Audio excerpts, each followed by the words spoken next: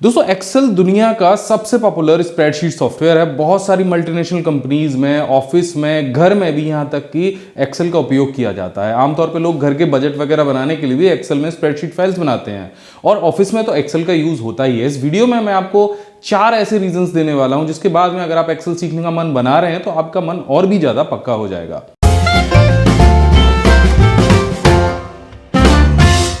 नमस्कार दोस्तों, मैं अभिमन्यु भारद्वाज आपका स्वागत करता हूं my big guide smart class में। इस चैनल पर मैं आपके लिए लेकर आता रहता हूं कंप्यूटर टेक्नोलॉजी से जुड़े हुए ढेर सारे टिप्स और ट्रिक्स। तो अगर आप नए हैं चैनल सब्सक्राइब कीजिए, बेल आइकन दबाइए, उसी से आपको लेटेस्ट वीडियो के नोटिफिकेशन मिलने वाले हैं। और अगर आपने हमारे पुराने वीडियोस नहीं देखे हैं तो चैनल के नीचे डिस्क्रिप्शन में सभी लिंक्स दिए गए हैं, वहां से जाकर आप देख सकते हैं। सो अब बात करते हैं टॉपिक की कि आपको एक्सेल क्यों सीखना चाहिए। देखिए, सबसे पहली चीज ये है कि अगर आप एक्सेल सीख लेते हैं तो ये पूरी दुनिया में ज्यादातर कार्यालयों में इस्तेमाल किया जाता है। ज्यादातर का सभी कार्यालयों में एक्सेल का इस्तेमाल होता है, चाहे वो स्कूल हो, ऑफिस हो, बैंक हो, कोई कंपनी हो, या आप घर में भी अगर कहीं इस्तेमाल कर रहे हैं, कोई आप डेटा शीट बना रहे हैं, कोई आप घर का हिसाब किताब ही रख रहे हैं, बजट बना रहे हैं, तो वहां पे भी एक्सेल का यूज होता है। सो बेसिक एक्सेल तो आपको आना ही चाहिए। सो इससे होगा क्या कि जब आप एक्सेल सीख जाएंगे तो रोजगार के जो अवसर हैं वो बहुत ज्यादा बढ़ जाते हैं। देखिए, 2 लोग हैं जिन्होंने एक साथ में पढ़ाई की है और उसके साथ में जो पहला व्यक्ति है उसने एक्सेल और कंप्यूटर के बारे में भी नॉलेज ले लिया। अब आप जब जॉब के लिए अप्लाई करने जाते हैं सो वहां पे आपसे पूछा जाता है कि भाई आपको एक्स्ट्रा क्या चीज आती है। सो अगर आपको एक्सेल नहीं आता है और उसको एक्सेल आ गया, कंप्यूटर से रिलेटेड और सॉफ्टवेयर्स का ज्ञान है, हिंदी इंग्लिश टाइपिंग आती है, सो उसके जॉब के चांसेस ज्यादा बढ़ जाते हैं। दोस्तों, दूसरा सबसे बड़ा जो रीजन है एक्सेल सीखने का वो ये है कि ये घंटों का काम मिनटों में करने की क्षमता रखता है। आपके पास कोई बहुत बड़ा डेटाबेस है, उसको आपको कैलकुलेट करना है, तो हो सकता है एक बार मैं अपने ऑफिस में जब काम करता था तो एक डेटाबेस बनाने में 3-3 दिन लग जाते थे, लेकिन जब मैंने एक्सेल स्प्रेडशीट में उस डेटा को फिट कर दिया, वहां से जब उस डेटा को कैलकुलेट करते थे तो सिर्फ 3 घंटे हमें लगते थे उस डेटा को बनाने में। यानी डेटा फीड करने में टाइम लगता था, फिर उसके बाद कैलकुलेटर को कैलकुलेट करने में टाइम लगता था, लेकिन जब हमने एक्सेल की स्प्रेडशीट में उसको कन्वर्ट किया सो हमें बहुत जल्दी वो डेटा का जो रिजल्ट है वो मिलने लग गया। आपको एक उदाहरण देके मैं बता देता हूं। मान लीजिए अगर आपको इस टेबल का सम करना है तो या तो आप यहाँ पर ऑटो सम पर क्लिक करेंगे और एंटर कर देंगे, या फिर आप सब सेल्स को सेलेक्ट करेंगे और ऑटो सम पर क्लिक कर देंगे। लेकिन यहाँ पर मैं आपको 5 ऐसे तरीके बताने वाला हूँ जिससे आप सम से कुछ आगे की चीज़ें भी कर पाएंगे। अब मान लीजिए हमें सभी सामने वाले सेल्स में ये यूनिट का रनिंग टोटल लेना है, यानी संडे को जो यूनिट हमारे पास आई थी वो मंडे में जुड़ के इसके सामने आ जाए, फिर जो मंडे में यूनिट आई थी वो ट्यूसडे में जुड़ के इसके सामने आ जाए।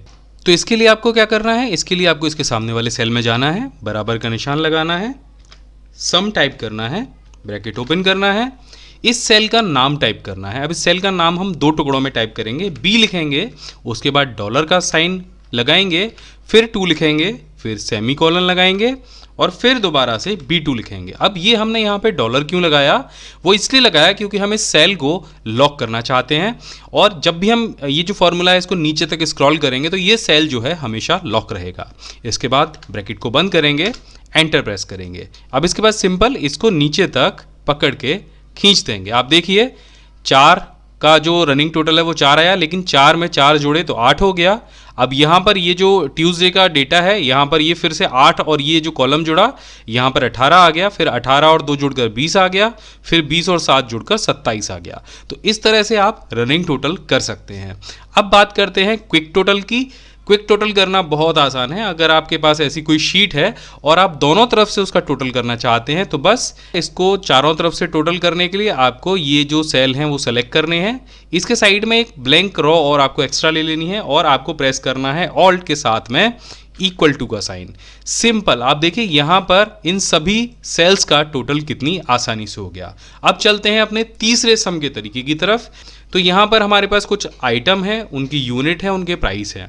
यहाँ पर आइटम इस लिस्ट में कई बार रिपीट हुआ है और हमको आइटम के हिसाब से सम करना है कि सीपीयू कितनी जगह आया है, कितने यूनिट टोटल सीपीयू के हमारे पास आए हैं और वो कितने प्राइस के हैं। तो यहाँ पर सबसे पहले हम ड्रॉप डाउन मेन्यू बनाएंगे ताकि बड़ी आसानी से हम किसी भी चीज़, किसी भी यूनिट का सम निकाल सकें। तो यहाँ पर हम इस कॉलम में क्लिक करेंगे, जाएंगे डेटा पर, यहाँ पर आपको ऑप्शन मिलेगा डेटा वैलिडेशन का।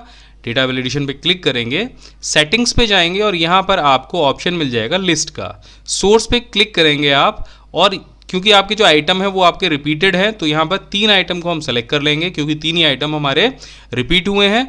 आप चाहें तो कॉमा लगाकर यहाँ पर पूरी लिस्ट भी टाइप कर सकते हैं, इसे यहाँ से ओके कर देंगे। तो आप देखेंगे यहाँ पर एक ड्रॉप डाउन मेन्यू आ जाएगा, CPU माउस LED लिखा हुआ है। अब आपको सिंपल यहाँ पर एक फॉर्मूला टाइप करना है, तो इसके लिए आप लगाइए बराबर का निशान, टाइप कीजिए सम इफ, ब्रैकेट को ओपन कीजिए, रेंज लिखा हुआ आ रहा है तो रेंज को सेलेक्ट कर लीजिए, ये पूरी रेंज हो गई। अब यहाँ पर इसके बाद ये पूछेगा क्राइटेरिया, तो क्राइटेरिया में हम ड्रॉप डाउन मेन्यू को देंगे, तो यहाँ पर हम टाइप कर देते हैं A8 और उसके बाद फिर से कॉमा लगाते हैं। अब उसके बाद ये कह रहा है सम रेंज आप कौन सी देना चाहेंगे, तो सम रेंज हम यहाँ पर यूनिट के लिए देंगे, तो यूनिट को हम सेलेक्ट करेंगे इस तरह से। ये B2 से B7 तक हमने सेलेक्ट किया है और उसके बाद ब्रैकेट को बंद करेंगे और एंटर कर देंगे। तो अभी यहाँ पर कुछ नहीं आ रहा है, 0 आ रहा है, लेकिन जैसे ही हम ड्रॉप डाउन मेन्यू में से कोई भी एक प्रोडक्ट सेलेक्ट करेंगे तो उसका जो सम है वो यहाँ पर डिस्प्ले हो जाएगा।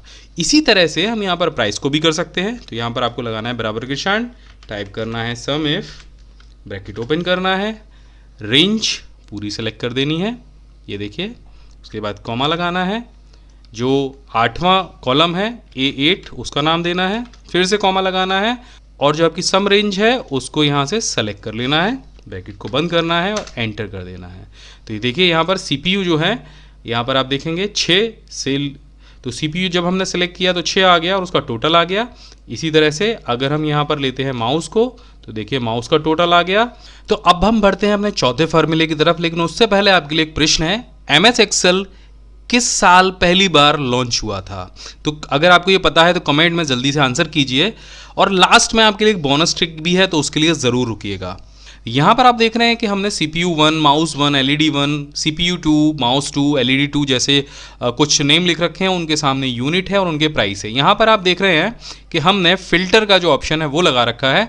मान लीजिए हमें CPU 1 और माउस 1 की जो फिगर है उसको सम करना है, और यहाँ पे फ़िल्टर होने के बाद जो यूनिट है वो भी सम हो जाए और प्राइस है वो भी सम हो जाए, तो ये कैसे होगा? आपको सबसे पहले यहाँ से फ़िल्टर को हटा देना है। फ़िल्टर अगर आपको नहीं लगाना आता है तो सिंपल आप ऊपर वाला जो कॉलम है उनको सेलेक्ट कीजिए और होम रो पे आपको यहाँ पे शॉर्ट एंड फ़िल्टर का ऑप्शन मिलेगा। यहाँ से जाके आप फ़िल्टर को अपने किसी भी कॉलम्स के ऊपर लगा सकते हैं। अब देखिए, फ़िल्टर करने के साथ में प्रोडक्ट का सम करना थोड़ा सा कठिन होता है, लेकिन इसको भी आप बड़े सरल तरीके से कर सकते हैं। आपको सिंपल एक फार्मूला लगाना है, बराबर का निशान लगा के सब टोटल, तो यहाँ पे सब टोटल आ जाएगा लिखा हुआ, इसको डबल क्लिक करिए। अब यहाँ पे जैसे आप सब टोटल को ओपन करेंगे तो आपको यहाँ पर एक लिस्ट दिखाई देगी। इस लिस्ट में average, count, counta, max, minimum, product जैसी चीज़ें लिखी होंगी। आपको यहाँ पर 9 नंबर पर सम लिखा हुआ दिखेगा, तो आपको सिंपल 9 नंबर यहाँ पर टाइप कर देना है, उसके बाद एक कॉमा लगाना है और ये जो पूरी रेंज है इसको सेलेक्ट कर लेना है। तो देखिए यहाँ पर आपको जो रेंज सेलेक्ट करनी है B7 तक करनी है, क्योंकि हम 8 वाले कॉलम में काम कर रहे हैं। इसको आपको ब्रैकेट को बंद करना है और एंटर कर देना है। तो आप देखिए जो पूरी यूनिट्स है उनका सम आ गया है। इसी तरह से आपको ये प्राइस का भी सम करना है, बराबर का निशान लगाना है, सब टोटल टाइप करना है और यहाँ पर भी आपको 9 नंबर लेना है। तो यहाँ पे मैं 9 टाइप कर देता हूँ, उसके बाद कॉमा लगाता हूँ और ये जो प्राइस वाली रेंज है इसको पूरा सेलेक्ट किया, ब्रैकेट को बंद किया और एंटर कर दिया। अब देखिए मैजिक क्या होता है, इसको हम थोड़ा सा रेड कलर से कर लेते हैं। अब यहाँ पर सिंपल आप जब भी कोई भी फिल्टर अप्लाई करेंगे, मानिए मुझे केवल CPU 1 और LED 2 और माउस 2 के जो रेट हैं वो चाहिए, ओके किया, आपको इन तीनों के जो सम है वो मिल जाएंगे, उनके प्राइस का टोटल मिल जाएगा। फिल्टर में सम लगाने का यही तरीका है। अगर आप किसी भी टेबल को फिल्टर करते हो और सम करना चाहते हो तो इस तरह से आप कर सकते हो। चलिए बढ़ते हैं अपने अगले टिप्स की तरफ, अगले फार्मूले की तरफ, जो सम करने का बहुत ही ज़बरदस्त तरीका है। तो यहाँ पर आप देख रहे हैं प्रोडक्ट्स नेम है, यूनिट्स हैं, उनके प्राइस हैं। अगर आपको यूनिट और प्राइस को मल्टीप्लाई करना है और उसके बाद उसका सम निकालना है तो आप कैसे निकालेंगे? वो सिंपल एक फार्मूले से आप निकाल सकते हैं। यहाँ पर आपको कॉलम A और कॉलम B को मल्टीप्लाई भी करना है और जो मल्टीप्लाई आएगा उसका सम भी करना है सारे कॉलम्स का। तो आप कैसे करेंगे एक साथ में? तो इसके लिए बराबर का निशान लगाइए, सम प्रोडक्ट टाइप कीजिए और यहाँ पर आपको एरे 1, एरे 2 दिखाई देंगे। एरे 1, एरे 2 क्या है? यानी आपको ये जो पूरी यूनिट है वो सेलेक्ट करनी है एरे 1 के लिए, उसके बाद आपको एक कॉमा लगाना है और एरे 2 के लिए आपको जो प्राइस वाला जो पूरी लिस्ट है वो सेलेक्ट करनी है, ब्रैकेट को बंद करना है और एंटर कर देना। तो देखिए आपका एक बार में ही जो आंसर है वो आ गया। अब इसको चेक कर लेते हैं क्या ये आंसर सही है। तो यहाँ पर चेक करने के लिए क्या करेंगे, हम बराबर का निशान लगाएंगे, इसको ए कॉलम को बी कॉलम से मल्टीप्लाई करेंगे तो ये आंसर आया। इसको नीचे तक पकड़ के ड्रैग करेंगे, सभी का मल्टीप्लाई हो गया, यानी ए कॉलम बी कॉलम से मल्टीप्लाई हो गया। अब इसको सम करेंगे, ये देखिए, तो ये दोनों आंसर बिल्कुल सेम आए हैं। अगर आप ये सारा मेहनत नहीं करना चाहते हैं तो सिंपल एक ही बार में आप ए कॉलम को बी कॉलम से मल्टीप्लाई करके सम कर सकते हैं। सो देखा आपने हमने कितनी जल्दी ये कैलकुलेशन करी।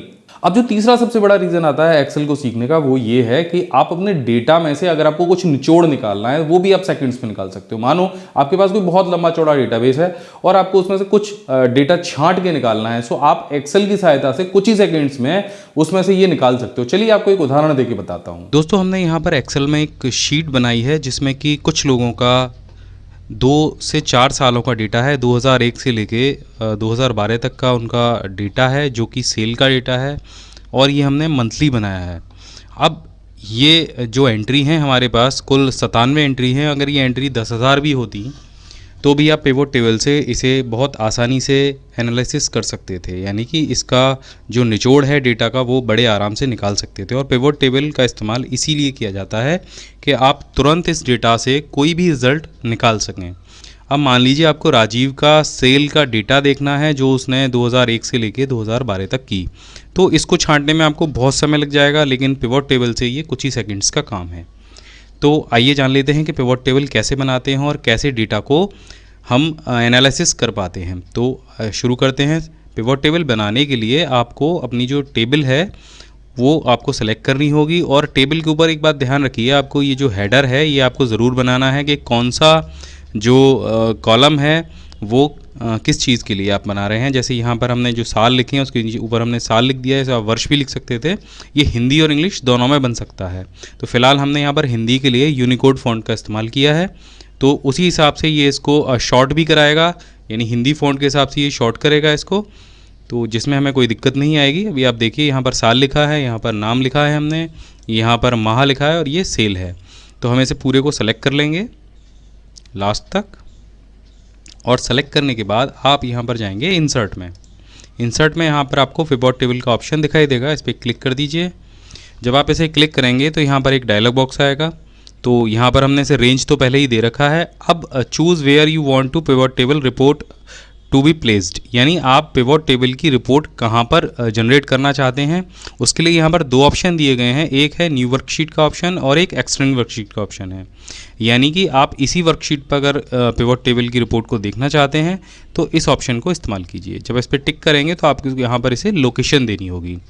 लोकेशन आप किसी भी सेल में क्लिक करके उसे दे सकते हैं। जैसे मुझे यहाँ पर रिज़ल्ट चाहिए तो मैंने इसको यहाँ पर लोकेशन दे दिया और इसे ओके कर दिया। अब आप देखेंगे यहाँ पर एक पिक्चर जनरेट हो जाएगी, लेकिन अभी यहाँ पर कोई रिज़ल्ट नहीं आ रहा है। लेकिन इस पर क्लिक करने पर आप साइड में फील्ड लिस्ट को भी देखेंगे। हमारे पास आप देखेंगे कि टोटल 4 फील्ड हैं, यानी कि साल है, नाम है, माह है, सेल है। इसी तरीके से यहाँ पर 4 फील्ड आ गए। अब इसके हिसाब से हम रिपोर्ट कैसे जनरेट करेंगे ये थोड़ा सा आपको समझना होगा। हमें अगर रिपोर्ट चाहिए साल की और सेल की, यानी कि हर साल में कितनी कितनी सेल हुई, पूरी एक साल की अगर आप रिपोर्ट चाहेंगे तो उसके लिए आपको सिर्फ 2 ऑप्शन सेलेक्ट करने होंगे। पहला ऑप्शन साल का, तो आप देखेंगे यहाँ पर साल पर क्लिक करते ही कुछ रिज़ल्ट यहाँ पर आपको दिखाई दे रहा है, लेकिन हमें साल वाइज सेल चाहिए तो हम सेल को भी यहाँ पर सेलेक्ट करेंगे। जब हम दोनों वैल्यूज़ को सेलेक्ट करेंगे तो आप देखेंगे कि जो नंबर वाली सारी वैल्यू हैं वो जो है यहाँ पर आपको दिखाई देने लग जाएंगी। ये जो है डेटा फील्ड्स हैं, तो साल का जो फील्ड है वो हमें सम नहीं करना है, हमें केवल सेल का फील्ड सम करना है। तो साल वाले फील्ड को उठा के हम रॉ लेवल में ले जाएंगे। ऐसा करते ही साल जो है वो सम नहीं होगी, यानी कि जोड़ी नहीं जाएगी, और जो सेल की वैल्यू है वो जोड़ी जाएगी। ये जो फील्ड है जहाँ पर आप देख रहे हैं वैल्यू, ये जोड़ घटाव गुणा भाग करने के लिए है। ये जो फील्ड है ये कॉलम के लिए है, यानी ऊपर जो आप रिपोर्ट डिस्प्ले करना चाहेंगे उसको आप यहाँ पर पेस्ट करेंगे, और यहाँ इस फील्ड में जो कुछ भी आप उठा के रखेंगे वो फिल्टर करने के लिए होगा, और ये जो फील्ड है ये रॉ के लिए है। तो इसको थोड़ा सा आप 2-4 बार करेंगे तो अच्छे से समझ में आ जाएगा। फिलहाल आप यहाँ पर देखिए कि हमने 2001 से लेके 2012 तक के सभी सालों के एक सम रिपोर्ट चाहिए थी, तो हमें यहाँ पर मिल गई। वो जनवरी फरवरी की भी है, यहाँ पर राजीव, अमित, सुरेश सभी का टोटल होकर हर साल की जो सेल है वो टोटल होके यहाँ पर आ गई है और सभी का टोटल आप ग्रैंड टोटल यहाँ पर देख सकते हैं। इसी तरह से अगर आपको सिर्फ राजीव, अमित और सुरेश की टोटल फिगर चाहिए, यानी कि आपको साल की फिगर नहीं चाहिए, आपको चाहिए कि अब तक इन लोगों ने कितनी कितनी सेल की है, तो आप साल वाले फील्ड से टिक हटा दीजिए और यहाँ पर लगा दीजिए नाम के फील्ड पर टिक। अब आप देखेंगे कि आपको जो पिवट टेबल है वो सिर्फ अमित, अविनाश, देवेश की टोटल सेल आपको यहाँ पर डिस्प्ले कर देगा। आपको ये ध्यान रखना है कि जिन फिगर्स का, जिन फील्ड्स का आप सम नहीं चाहते हैं या उनमें कोई काउंटिंग या उनमें कोई फार्मूला नहीं चाहते हैं, तो आपको वो रॉ लेबल्स में रखना है। हमने यहाँ पर अगर आप इसे कॉलम में रख देंगे तो वो इस तरीके से दिखाएगा, और अगर इसे रॉ में रखेंगे तो वो इस तरीके से दिखाएगा। इसी तरह से आप मंथली अगर चाहते हैं कि टोटल जनवरी के महीने में हमारी कितनी सेल हुई है, मार्च के महीने में हमारी कितनी सेल हुई है, तो वो इसको इस तरीके से डिस्प्ले करेगा। आप देखेंगे टोटल अक्टूबर की सेल, टोटल अगस्त की सेल, तो यहाँ पर जो पिवट टेबल है वो इसको इस तरीके से डिस्प्ले करेगा। अब आप चाहते हैं कि मुझे केवल अक्टूबर की सेल चाहिए, तो आप यहाँ पर ये फील्ड देख रहे हैं, ये सेम जो हमने पहले फ़िल्टर आपको दिखाया था उसी तरीके से काम करता है। तो यहाँ पर आप अपने हिसाब से उन महीनों को सेलेक्ट कर सकते हैं जिन महीने की आपको रिपोर्ट चाहिए। तो आपको अगर अक्टूबर और अगस्त की रिपोर्ट चाहिए तो इसे सेलेक्ट करके ओके कर दीजिए। आपको यहाँ पर केवल अक्टूबर और अगस्त की रिपोर्ट दिखाई दे जाएगी। सेलेक्ट ऑल करेंगे तो सभी महीनों की रिपोर्ट आ जाएगी। अब इसमें एक ऑप्शन और भी है, अगर आप चाहते हैं कि आपको केवल देवेश या अविनाश की ही रिपोर्ट चाहिए और वो भी सभी महीनों की, तो ये कैसे पॉसिबल है? तो ये इस तरीके से पॉसिबल है कि आप नाम को भी सिलेक्ट करेंगे और नाम को उठा के आप रिपोर्ट फ़िल्टर में ले जाएंगे। जब आप रिपोर्ट फ़िल्टर में नाम को ले जाएंगे तो ये नाम है वो आपको ऊपर दिखाई देने लग जाएगा। अब यहाँ पर आपको सभी नाम दिखाई दे रहे होंगे। यहाँ पर केवल आप अमित को सेलेक्ट कर लीजिए और ओके कर दीजिए, या जिस भी नाम की आपको रिपोर्ट चाहिए उसको ओके कर दीजिए। अब ये जो रिपोर्ट आपको यहाँ पर दिखाई दे रही है, ये रिपोर्ट है केवल अमित की। अमित ने हर जिन सालों में, अक्टूबर में, नवंबर में, दिसंबर में जो सेल की है वो आपको यहाँ पर डिस्प्ले हो जाएगी। इसी तरीके से यही रिपोर्ट अगर आपको साल वाइज चाहिए तो आप यहाँ से महीने को हटा दीजिए और साल को सेलेक्ट कर लीजिए, और साल को उठाकर यहाँ पर जो सम में दिखा रहा है उसको लेवल रॉ में ले जाइए। अगर आप महीने को चाहते हैं तो महीने को आप कॉलम में डिस्प्ले कर सकते हैं। आप देखिए इस तरीके से इनकी सेल यहाँ पर डिस्प्ले हो जाएगी। इन्होंने जनवरी में सेल की है, इन्होंने यहाँ पर फरवरी में सेल की है, इस तरीके से ये सेल डिस्प्ले होने लग जाएगी। तो पिवट टेबल से आप अपना मनचाहा रिजल्ट ले सकते हैं। और जो चौथा सबसे बड़ा कारण है कि एक्सेल ही क्यों सीखना है, सो एक्सेल यूनिवर्सल है। आप किसी भी ऑफिस में चले जाइए, बैंक में चले जाइए, किसी भी स्कूल में चले जाइए, वहां जो सारा काम है अकाउंटिंग का वो एक्सेल में ही किया जा सकता है। सो एक्सेल आप कहां से सीख सकते हैं? एक तो आप बिल्कुल फ्री में इस चैनल के माध्यम से एक्सेल को सीख सकते हैं, यहाँ पे मैंने काफी सारे वीडियोस बनाए हैं। दूसरा, आप सीख सकते हैं procomputercourse.com से। वहां से एक्सेल आपको कैसे सीखना है इसके बारे में चलिए आपको जानकारी दे देता हूँ। प्रो कंप्यूटर कोर्स पे कोई भी कोर्स खरीदने से पहले आपको रजिस्ट्रेशन कराना अनिवार्य है। रजिस्ट्रेशन कराने के बाद आपको लॉगिन करना होगा और उसी के बाद आप कोई भी कोर्स खरीद पाएंगे। तो चलिए सबसे पहले सीखते हैं कि रजिस्ट्रेशन कैसे कराते हैं। सो आपको यहाँ पर सबसे ऊपर एक रजिस्ट्रेशन का ऑप्शन मिलेगा, इस पर क्लिक कर दीजिए। जैसे आप यहाँ पे क्लिक करेंगे तो आपको यहाँ पे निकनेम, ईमेल, यूज़र नेम और पासवर्ड का ऑप्शन दिखाई देगा। यहाँ पे आप पहली बार जैसे कोई जीमेल आईडी अकाउंट बनाते हैं उसी तरह से यहाँ पर आपको अकाउंट बनाना है। निक नेम में हमें अपना नाम टाइप करना है। सो यहाँ पे आप फुल नेम जो आपका है वो टाइप कर दीजिए। अब यही नाम आपका सर्टिफिकेट पे प्रिंट होगा। सो यहाँ पे जो भी आपका पूरा नाम हो, जिस नाम से भी आपको सर्टिफिकेट चाहिए हो, वो नाम यहाँ पे आपको टाइप करना है। उसके बाद यहाँ पर अपना ईमेल एड्रेस टाइप करना है। सो यहाँ पे हम टाइप कर देते हैं ईमेल एड्रेस।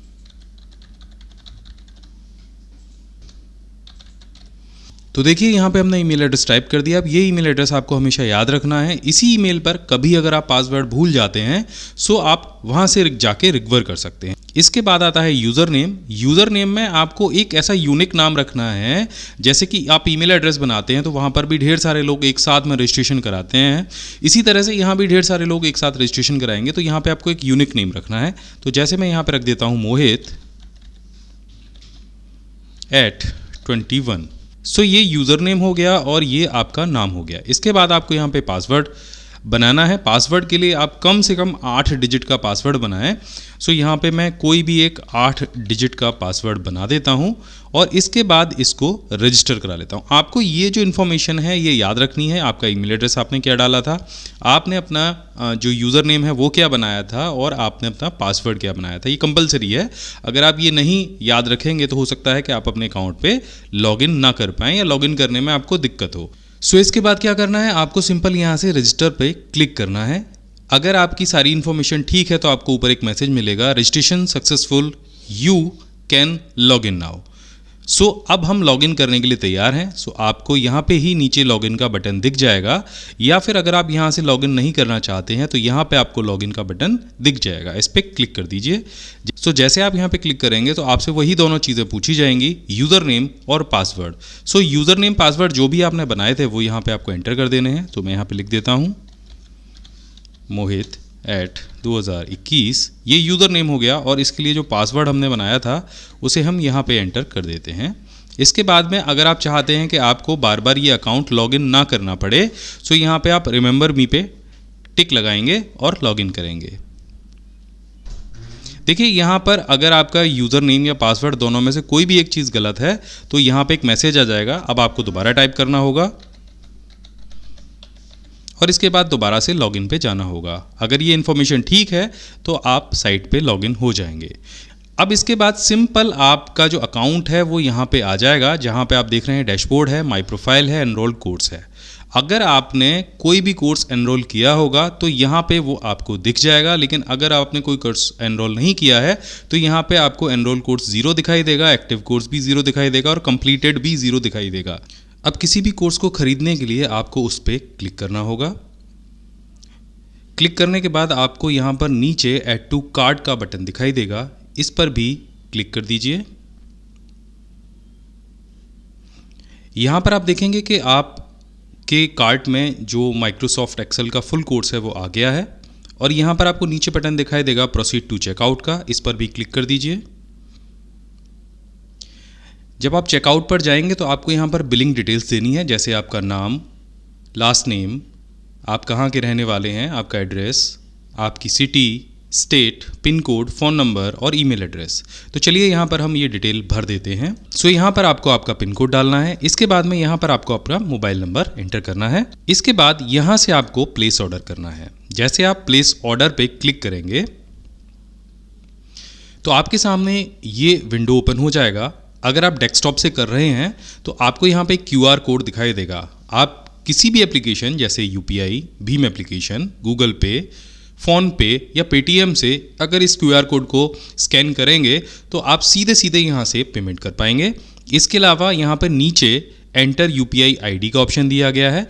आप इनमें से अगर कोई भी एप्लीकेशन यूज़ करते हैं सो उस पर क्लिक कीजिए, अपना UPI ID यहाँ पे डालिए। UPI ID खोजने के लिए आप अपनी प्रोफाइल पे जाइए और वहाँ पे आपको UPI ID मिल जाएगी, वो यहाँ पे आपको लिखना है और यहाँ से इसको वेरीफाई कराना है। जैसे ही UPI ID वेरीफाई हो जाएगी सो यहाँ पे आपका जो पेमेंट लिंक है आपकी एप्लीकेशन में चला जाएगा। चलिए यहाँ पे इसके अलावा नीचे credit card, debit card, net banking, wallet और पे लेटर का ऑप्शन दिया गया है। तो हम सबसे पहले ऑप्शन को ही इस्तेमाल करके देखते हैं। हम अपने फ़ोन से इस QR कोड को स्कैन करेंगे। सो मैंने यहाँ पे गूगल पे को ऑन कर लिया है और उसका QR कोड स्कैनर से मैं सिर्फ इस कोड को स्कैन करूँगा। मेरे एंड से जैसे ही पेमेंट क्लियर होगा सो देखेंगे आप यहाँ पे पेमेंट सक्सेसफुल का ऑप्शन आ जाएगा और यहाँ पे आप देखेंगे चेकआउट विंडो खुल जाएगी। सो हमने भी यहाँ पे एक कोर्स परचेज कर लिया है। सो अब हमें जाना है अपने डैशबोर्ड पर। यहाँ पर आपको ऊपर आपका फ़ोटो या आपके नाम का पहला अक्षर दिखाई देगा, उस पर क्लिक करना है और यहाँ पे आपको एनरोल कोर्स पे जाना है। सो यहाँ पे आप देखिए कि हमने माइक्रोसॉफ्ट एक्सेल का जो कोर्स है वो बाय कर लिया है और वो हमारे एनरोल कोर्स में दिखाई दे रहा है। इस पर आपको क्लिक करना है। यहाँ पर आपको स्टार्ट कोर्स का बटन दिखाई देगा, सीधे इस पर क्लिक करके भी आप कोर्स को स्टार्ट कर सकते हैं। इसके बाद आप नीचे स्क्रॉल कीजिए और आपको यहाँ पे चैप्टर वाइज सारे लेसन्स मिल जाएंगे। एक एक करके आप सभी चैप्टर्स को ओपन करके देख सकते हैं और किसी भी वीडियो को कहीं से भी बीच से भी प्ले करके देख सकते हैं। अगर आपको ये वीडियो कोर्सेज अच्छे लगें तो आप नीचे हमें रिव्यू भी लिख सकते हैं। तो जैसे जैसे आप कोर्स कंप्लीट करते जाएंगे आपको यहाँ पे आपके जो कोर्स का स्टेटस है वो दिखता जाएगा और नीचे के जो वीडियोस यहाँ पे दिए गए हैं आप उन्हें कभी भी देख सकते हैं। अब चलिए एक बार अपने डैशबोर्ड को चेक कर लेते हैं। सो हम जाते हैं यहाँ के डैशबोर्ड पे। यहाँ पे आपको अभी आपका जो नाम है वो आपका यूज़र नेम डिस्प्ले हो रहा है, लेकिन जब आप सर्टिफिकेट को प्रिंट करेंगे तो आपका पूरा नाम वहाँ पे डिस्प्ले होना चाहिए। इसके लिए आप जाएंगे सेटिंग के ऑप्शन पे। सो यहाँ पे आपको आपका फर्स्ट नेम और लास्ट नेम एंटर करना है। प्रोफाइल को अपडेट करना है। अब इसके बाद यहाँ पर आप देखेंगे कि आपका नाम यहाँ पे डिस्प्ले होने लग जाएगा। आप सर्टिफिकेट पे जो भी नाम प्रिंट करना चाहते हैं यहाँ इसको सेलेक्ट कर लीजिए, प्रोफाइल को अपडेट कीजिए। अब हम जाते हैं डैशबोर्ड पर। यहाँ पर आपको दिखाई दे रहा है कि आपने जो एक कोर्स लिया था, कौन सा कोर्स आपने एक्टिव किया है, आपकी प्रोफाइल आपको यहाँ दिख जाएगी और जो भी कोर्सेज आपने एनरोल किए हैं उसकी लिस्ट आपको यहाँ पे मिल जाएगी। आप इस कोर्स को कभी भी प्ले करके देख सकते हैं। सो एक बार दोबारा से हम इस पर क्लिक करके देख लेते हैं।